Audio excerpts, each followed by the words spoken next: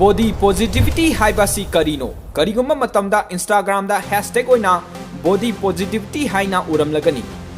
Karigumma matamda plus natraga positive haiba wahi asi tongzabata oigali. Adubu Aikoi miyoibagi marakta kanana Athiba amadi kanana phajaba natraga kanana noiba natraga kanana mayang kangba haiba wahi singasi puthoraklibano.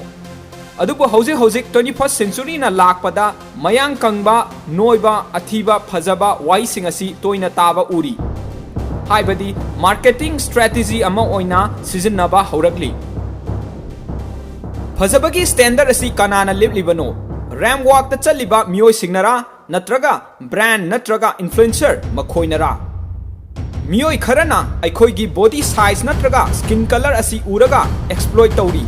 Madudi makhoigi marketing strategy oina natraga business strategy oina sijinnaba haurakli. Aikhoina piklingai Barbie doll asi phajai haina lawi haibadi ngawi slim oi amasung wangi. Aduga akhoi miyoi bana skin color angauba amadi skin color ananba singasibusu phajai haina lawi. Aduga ram walk ta tholakliba miyoi singasisu figure phajai haina khangnei.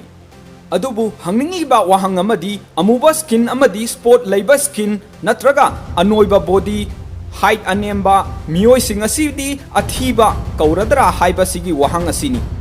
Asumna khenaba haibasi hanadagi leiramdabadi natte adubu ngasi 21st century na lakpa asida aikhoigi marakta saklon ama yauri haibasi kaubiganu. Haibadi miyoi kharana aikhoigi image natraga appearance asibu yenglaga business strategy oina ngasisu seasonary. Adubu research amana hairi madudi Barbie doll asi pikliba angang singda uhanba sina pikliba angang haibadi sahi manga dagina nipan phawbogi manungda leiba angang singda masagi body gi self esteem hanthali haina research asinasu phungdoragli. Ngasi sunupi masa kaya magazine television amadi brand kaya gi advertisement bu ururoba matung masagi body figure bu compare tawjaraga matomta hainadaba poksari. Research amagi makhada prithivida leiriba nupi singasi 89% di TV show amadi advertisement da chanaba leite haina phongdoknarakli. America da research amagi makhada chahi tarahumdoi subada ngaibi angang singda 50% amadi makhoigi leijariba body figure asi pamjade haina phongdoknarakli. Haurakliba teenage nupi singi oina opinion lowruba matamda 80% amadi makhoi Anoiba pamde haina phongdoragli. Adubu research amagi makhada Switzerland da mi lisingama sample oina lowbagi manungda 70% di makhoi yamna mayang kangba pami haina phongdoknarakli. Adubu hangba yai madudi phajaba haibasi mayang kangba kuchu ngauba wangba asina chingbara haibasini. Adubu Anoiba amadi amuba singbu hanthana yengbasigi mayokta latest news ta boki magazine da lizo kobi nupi amana stereotype asi break tawduna revolution ama purakli.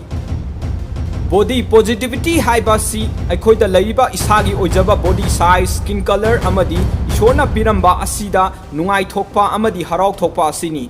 Aduga nasana karida comfortable oige haibasini.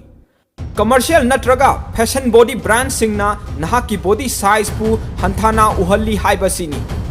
Advertisement gi influence yaudana ishana khwaidagi phajaba amadi comfortable oiba aduna khwaidagi phajabani. Aduga hauzik mayamna phajaba haina hainaribasi miyoiba kharagi khusemni. Aduga phajaba hairiba definition asigi artha asi lana uhanbani. Aduga phajaba haibasi magul lepa yaba pot nate ishana khwaidagi phajare haina khanba posak aduna khwaidagi phajaba posakni. Wai asi hairam laga matang asida loisanjarage soikhiba lankiba kyam yorbasu mayamna ngakpigani. Channel asibu like share amdi subscribe tawbiramu.